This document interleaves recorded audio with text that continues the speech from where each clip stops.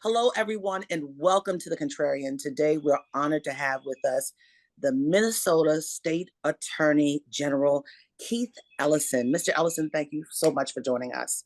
I'm so honored to be with you, April Ryan, renowned journalist. You've done such a remarkable job to help Americans know what's going on. Thank you so much. Well, thank you. And you have worn so many hats in your lifetime, and I'm sure more hats are coming. But I want to talk to you about the hat that you're currently wearing as the Attorney General for the state of Minnesota and looking back 5 years ago um, to the George Floyd death. Today, where do we stand in this moment? What were your hopes? What were your desires, and what didn't you see that you wanted to see happen? Well, April, to be very candid, we have a mixed bag. On the one, I mean, it's some people often emphasize the negative, but there are some positives to talk about. I mean, like in a lot of state legislators and cities, you had some real good things that happened. In the city of Baltimore, they passed Mm, an ordinance that was positive in the aftermath of Freddie Gray. In the city of Buffalo, New York, you had a thing where they passed something called Carriel's law, which is that if you're a police officer and you see wrongdoing, you must report it. It is a duty and obligation of the job. Black female police officer got fired over this very principle because she reported wrongdoing and paid for it. But so that got passed in the state of Minnesota. We passed a suite of laws banning things like no-knock warrants, high-speed chases. We reformed the Police Officer Standards and Training Board to give them some real teeth to stop misconduct. We got some leadership in the police department that's really enlightened. Our Minneapolis Police Department is just is has expanded so that we now have a Department of Public Safety, which includes youth violence prevention, police department, health department, 911. And so it's much more coordinated than it used to be. So there are good, I mean, the state of Colorado reformed qualified immunity. So I know that in the world we're in, politicians and journalists, April, everybody wants to say everything sucks and nothing has changed. But some mm. good things have changed and have for the better. On the other hand, we never passed the George Floyd Justice and Policing Act. That's right.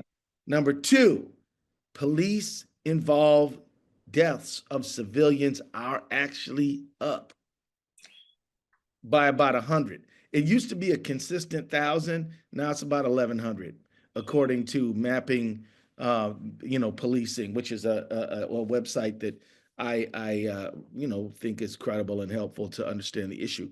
We also have Trump back, which is bad. Trump was in office when George Floyd was killed, and I would blame Trump for creating a negative environment for police community relations. Remember, it was him who said when the looting starts, the shooting starts. It was him Yeah. who got rid of all the consent decrees that were in place by the Obama administration, and Eric Yes. Holder was enforcing those. He said, we're not doing that anymore. He got rid of 21st century policing. He got rid of 21st century policing. He also, when he gave a commencement address to the Suffolk County Police Department, said, hey, whenever you're putting these criminals into the car, don't worry about them Yeah. hitting their head. Just let them Yeah. bust their head. Who cares? And then police chiefs were like, wait a minute, we're trying to do better, not worse. You know, and so he has been a negative influence on everything. And then 1,200 criminals, ruffians attacked the Capitol, try to overturn a Democratic election, injure 100.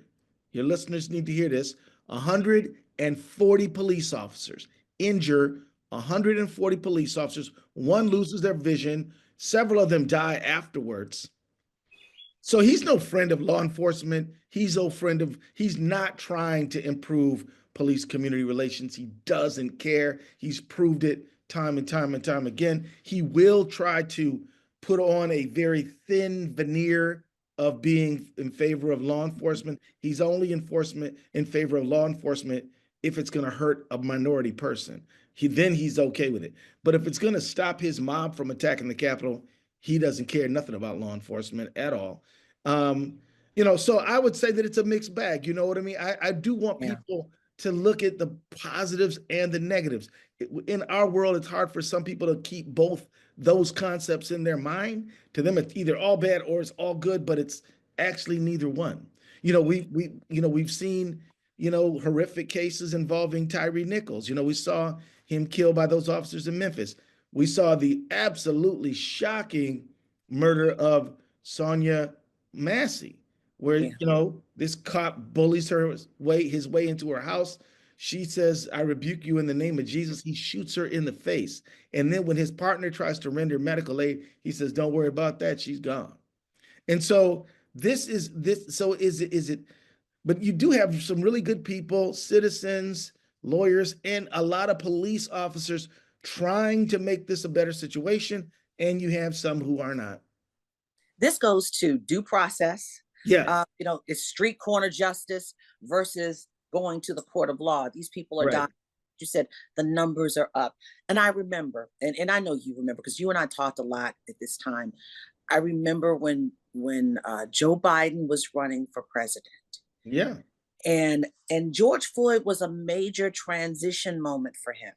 He was. He was George, and what people don't remember or may not remember, and we're going to jog their memory a bit, the then president, before when he was running for office, when Joe Biden was running for office, he hinged his presidency really on justice for the Floyd family and for Right. Americans, Black Americans.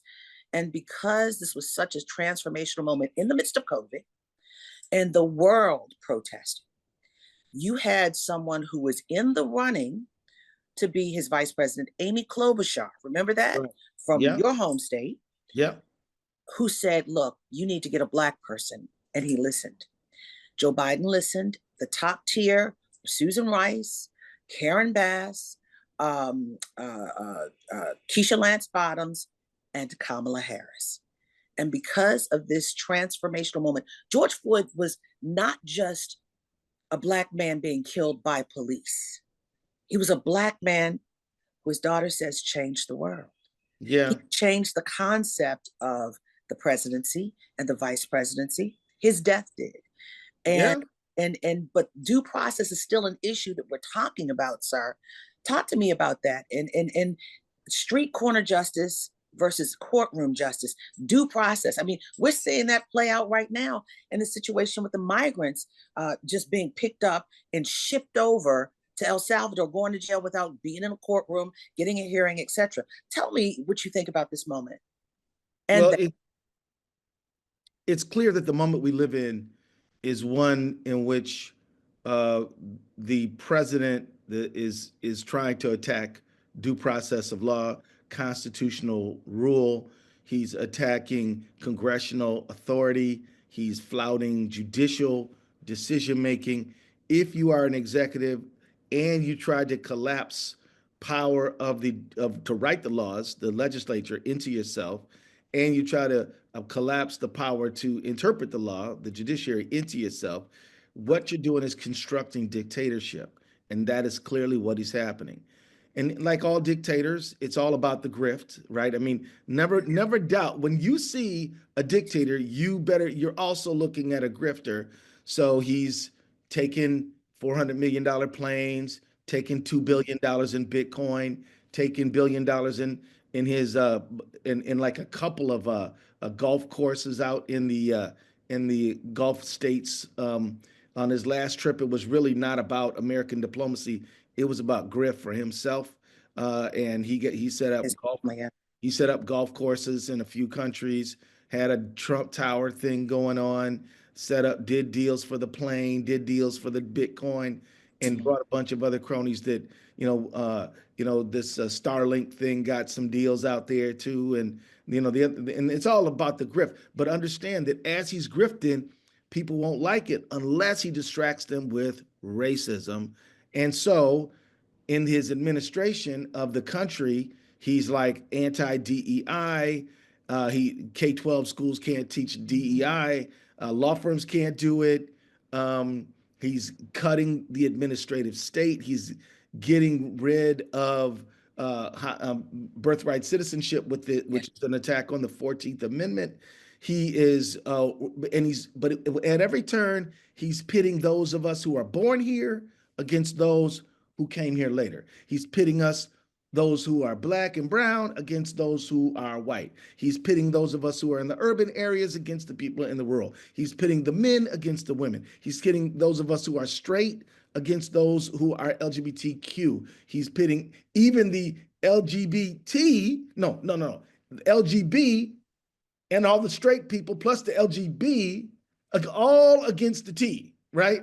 Mm. So he's Yeah. persecuting transgender people, Yeah. and he's pitting religious groups against each other. I mean, Yeah. he's just an. If you want to look for a way where he's dividing people, he is absolutely doing it because that's what we need to focus on so he can grift, right? But don't ever forget the grift is the game. Yeah. And the other stuff, he just does it for fun, like So, it's people against each other. right. So you're bringing up so much that we saw in the first term of Donald Trump, Oh but yeah, it's on steroids by a million now in the second term, the other. And for all intents and purposes, you and I both sitting here are the other. I'm a black woman in America. You're a black man who happens to be Muslim, right? yep, yep. Yeah. What does that, and let's get a little personal with that, because I mean, people have already seen my situation and we've heard about yours, but how did it play out for you 5 years ago? And how does it play out for you today? I mean, is it personal or is it business or both? Well, it's got to be both, right?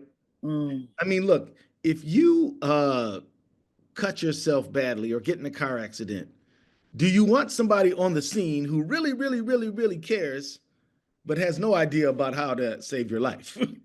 No, you want somebody who knows the business and who cares. You want both. So I'm both.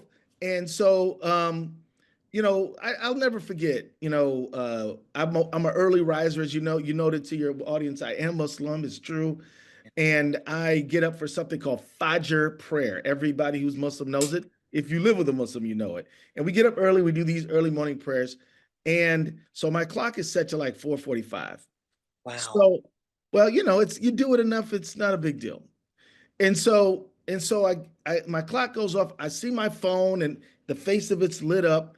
And a staff member of mine, says, "You must watch this video, like now." So I turn it, so I push the button and I start watching it. And what I watched was horrific. It was shocking. And it wasn't shocking because I haven't seen shocking things. I've seen plenty of shocking things. I've seen more than my fair share of shocking things. But this nonetheless shocked me because here's the reason why, April. A lot of times when you have a shooting, it happens quickly. Yes. Boom, over, and the person's dead. Sonia Massey, it was offensive, but it was quick. Yes. Adam Toledo, who was shot in Chicago, it was horrific, but it was quick. This unfolded over 10 slow minutes. We watched him die and we heard him groan. We heard him Right. call out for his mother. Mama, I can't breathe. I can't breathe. And she's dead. Right. And so he's seeing something we don't see, maybe. Yeah. And so, but then his voice goes silent. And then the crowd, then the people assembled there who were doing nothing but just going to the store. They didn't know George Floyd. They're yelling, "Get off of him, take his pulse. What are you doing? Why are you doing this to him?" How many officers were on him? It wasn't just Derek Chauvin on his neck. Well, It was actually, I would submit to you that yes, Derek Chauvin killed George Floyd, like the other ones too. but Yeah. J. Alexander King is just as responsible Yes. for inflicting the mechanism of death. Suffocating him with the knee on his back. Pushing Right, him down. Yes. right, right. And then you had Thomas Lane who held his legs. So when you see the autopsy photographs of George Floyd, he has these scrapes on his face.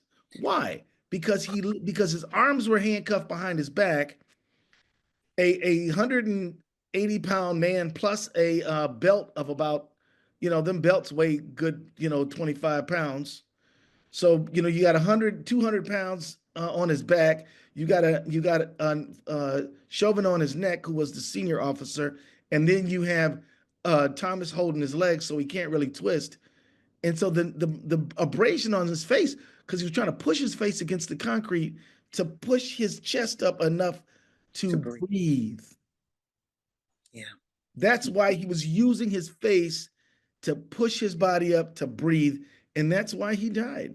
And some of the cynics and the people who want to dismiss and diminish the horror will say, "Oh, he had drugs on it. He died of an overdose." This Mhm. is completely untrue. Yeah. It is true that he had fentanyl and meth in his system. It doesn't profit anyone to not be forthright about the facts. But just But there because, was an extra added piece to force him to push him into that area of death. They they stopped his breathing on his neck and on his back over yeah, I was what there, I saw it. yeah, Mhm. yeah. You I this was tried your the case. case. This was Yeah, your it's my case. case. So I saw it. So what I'm trying to say to you, before you interrupted me, was that I was is that, yes, just because you have some chemicals in your body or anything doesn't mean that's what killed you. And Yeah. the Hennepin County medical examiner put out a very clear report. The cause of death was abdul restraint and neck compression. That was what it was. We also added, yes, he had some enlargement of his heart. That's not what killed him. Yes, he had some meth in his system. That's not what killed him. He even had a ganglion cyst. That's not what killed him. Mm, What killed him is the knee on the neck. The man was playing basketball that morning, walking across the street, healthy, able to recount his name, his telephone number, who he was, where he was, everything. And they throw him on the ground and get on top of him and stop him from breathing for 10 minutes. And then one of us say, they even try to say it was the exhaust from the police vehicle. So they're coming up with, they're just throwing crap on the wall after a while. mm. Over again, over the alleged counterfeit $20 bill that he never got a chance to go to court and fight against. May I please tell you something about that? Please tell me. Please tell me. I've seen that $20 bill. There was two 20s. A friend of his who loaned him the car said, "Hey, look, it's Memorial Day. Get something to grill. Here's 40 bucks." That's the true story. He didn't know where them 20s came from. Mm, And then I looked at those 20s and I would have thought those were good 20s. You had to be trained. I mean, if you work in retail, and I don't work in retail. I haven't worked in retail since I was a teenager. But they'll teach you how to look at these bills across through the light to find, and you've got to have certain things there, and if they're not there, there's a fake. yeah. And so that's how come the kid knew it was a fake. But to the average person who has never been trained in spotting a fake, they don't know. And the store only called the police because they wanted to figure out who's distributing bad 20s. They didn't want George Floyd to get mishandled, beat up, and hurt like that. They thought they were going to be sensible and say, "Where'd you get these 20s from, Mr. Floyd? Do you know the source of them? We want to trace back who the counterfeiter might be." Very legitimate things. So they even shocked the store I'm talking about with their behavior, right? Yeah. But you know what? I'm gonna tell you this, April. From Jump Street, Tao, who was the one who was keeping guard, he didn't touch Floyd. He Mhm. kept guard on to let the other ones of them do it. He kept saying, "Oh, this is Blood's territory. This is Blood's territory." And I'm like, the grandmas, they live here. The little kids, they live here. So you just label this community Blood's territory, and then it's open season on whoever lives there. And that's really sad. And then I mean, 5 years ago, it was traumatizing to witness and to hear. My child kept telling me, "Mommy, you got to look." And I just couldn't because it was so painful. And then I finally saw it. And it's just as traumatizing to hear it from you, the man who tried the case 5 years later. And with that said, police involved crime or police brutality is on the rise. We got to keep that in our head because this is what the Minnesota State Attorney General just told us, Keith Ellison. Now, what I Well, what I here's what I said. The number of in custody deaths have gone up. okay in So I don't custody. know. I don't know if there's more police brutality or not. Okay, Not everybody dies from, you know. I do know that the deaths have increased according to sources. in custody deaths have increased. Right. Right. Well, and I don't mean in custody in terms of inside jails and prisons. I mean once you're in custody, once you're under arrest. I'll say this: officer-involved shootings have increased. Officer-involved deaths have increased. And I'll just give you a source just so that you and I don't have to like, Deal with deal with people saying, that. where Yeah. did he get it from? Yes, tell us. Yeah. So um I got it right. I gotta look it up real quick. It's called Mapping Police Violence, and the website on it is um uh of course https://mappingpoliceviolence.org. Mappingpoliceviolence.org. Thank you. And in the short time that we have left, we touched on it, but the rule of law in this moment. Yeah. Um, you just delivered, I heard, an amazing commencement address. And I believe you received an honorary doctorate too from Suffolk Law School. And the theme or the title of your address was How to Be a Good Lawyer. How do you be a good lawyer in a time when the rule of law is completely broken? Well, this is the question for the law school graduation, right? What Mm-hmm. you got to do if you're going to be a good lawyer is you have to be a guardian of the rule of law. You have to be a guardian of the Constitution. You have to stand up for core basic principles, and you have to do it even if it hurts. So we've had some brave law firms like Jenner and Block, Perkins and Coie, and others who have told Donald Trump, if you try to bar us from the DOJ buildings and revoke our security clearances because we represent people who you don't like, we will take you to court. We will fight you. And they have won.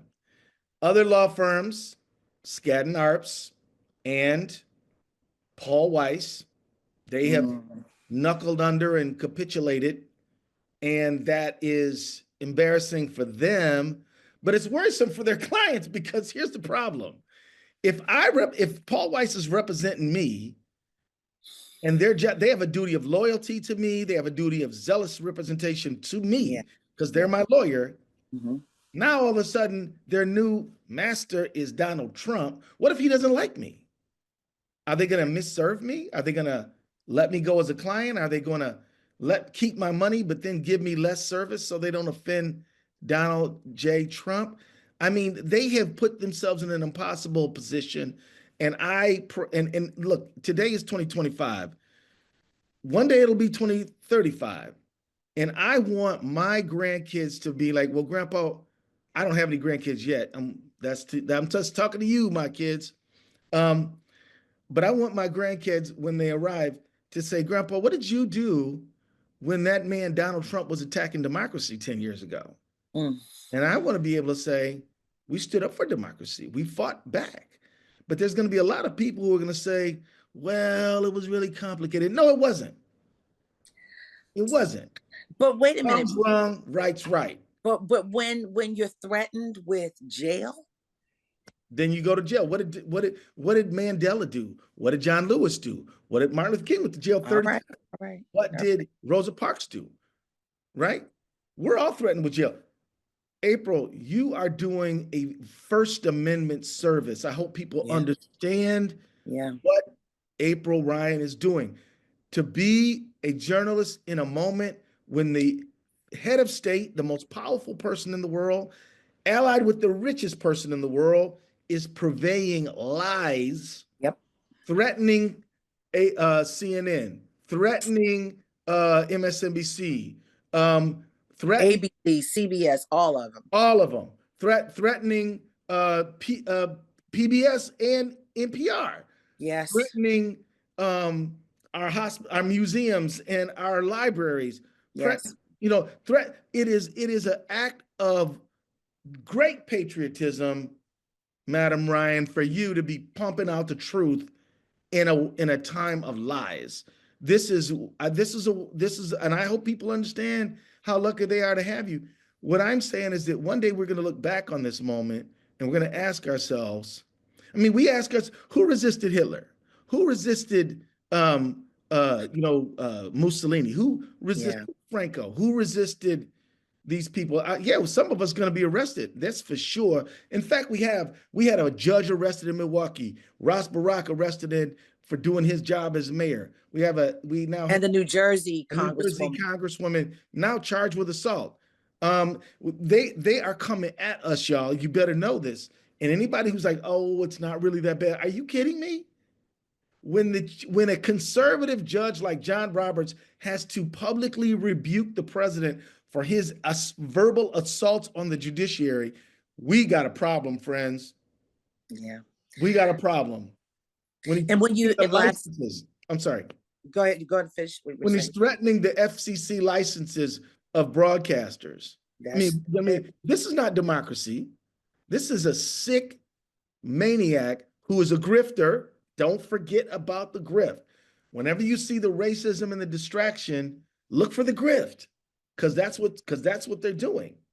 And there you go. well, lastly, as we talk about who resisted, another hat that you've worn, you were a congressperson, but you I a was. Democratic congressperson, I and that's was. where I first met you in Congress. And then you became the head of the Democratic Party, you and Tom Perez. Well, yeah, I was the deputy. He was the chair. So Yeah, both we were still there you would. together. Yeah. So you would head of the DNC. The DNC then is not the DNC, or the Democratic Party then is not the Democratic Party now. Are they resisting what? Who? I mean, what is going on?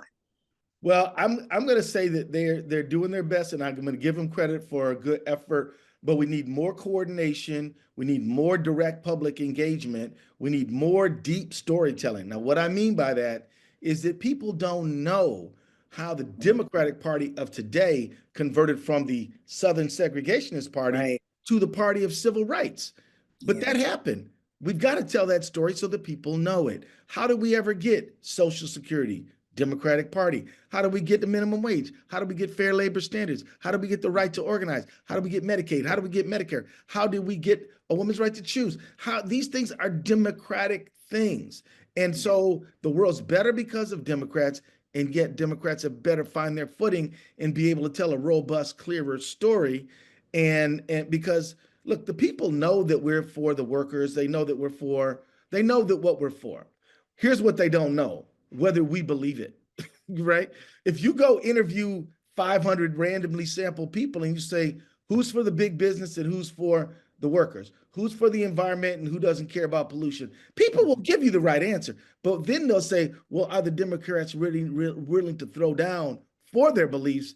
That's when you're going to have trouble. And so I'd say stand firm, show people you really mean what you say, and you will win elections. But if you back down every time, if you chicken out, if you're scared to speak up, if you're scared to be arrested, then you can't be leader. You can't be the leader if you're scared. If you're scared of that man's jail cell or his cuffs. I ain't hardly scared of it. And neither is the Congresswoman, neither is Ross Baraka, neither is Bonnie Watson Coleman, and neither is April Ryan. So check it out. I appreciate you. And you know what? You made me think about Angela Bassett in Black Panther when T'Challa was being beaten up. She said, "Show them who you are." And, Right. and you have surely shown our contrarians who you are, sir. Do you have anything else you'd like to add? Any hope? Any Well, information? yeah. Well, let me just say that there was an article in the Atlantic. I forgot who wrote it, but Mhm. it laid out how Hitler took over Germany in 53 days. They had dictatorship. We are well beyond 53 days. We're probably in like our 110th or 11th day, maybe more than that. More than that, yeah. Yeah, we're maybe 118th. I'm not keeping track, and we're still fighting this guy. Just the other day, less than a day ago, a judge ruled that Trump's takeover of the U.S. Department of Peace was unlawful and efforts by Doge to dismantle the agency are null and void. So so look, April's still broadcasting. Brother Keith and the DMAGs are still suing him. We're standing up against this guy. We just need more people to hit the streets. Now, there's this thing on June 14th called No King's Day, and people are protesting all over the country. Check it out. Be part of it. Do No not King's Day. go silently. Raise your voice, lift it up, and meet the moment. And in 10 years, tell your grandkids or your kids that you stood up for what was right. How great is it when the ancestors of John Lewis get to tell, when the descendants of John Lewis get to hear the stories about John Lewis? You be today's John Lewis if you're listening to this broadcast and figure out a way to do the right thing at the right time. Wow. Contrarians, you just heard from the great Keith Ellison, the state attorney general for Minnesota.